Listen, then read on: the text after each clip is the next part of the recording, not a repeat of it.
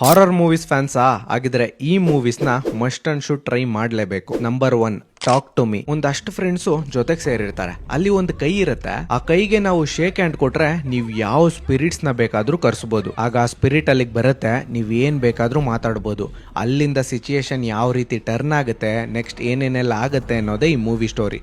Movie ಮಾತ್ರ craze ಇದೆ, try ಮಾಡಿ. Number 2 evil dead rise. Suddenly light ಆಗಿ ಅಪಾರ್ಟ್ಮೆಂಟ್ ಅಲ್ಲಿ ಅರ್ಥಕ್ವೇಕ್ ತರ ಆಗುತ್ತೆ. ಆಗ ಅಪಾರ್ಟ್ಮೆಂಟ್ ಬೇಸ್ಮೆಂಟ್ ಅಲ್ಲಿ ಒಂದು ಹೋಲ್ ಬೀಳುತ್ತೆ. ಆ ಹೋಲ್ ನಲ್ಲಿ ಹುಡುಕ್ತಿರುವಾಗ ಒಂದು ಬುಕ್ ಸಿಗುತ್ತೆ. ಆ ಬುಕ್ ನ ಓಪನ್ ಮಾಡಬಾರ್ದು ಅಂತ ಇದ್ರು ಓಪನ್ ಮಾಡ್ತಾರೆ.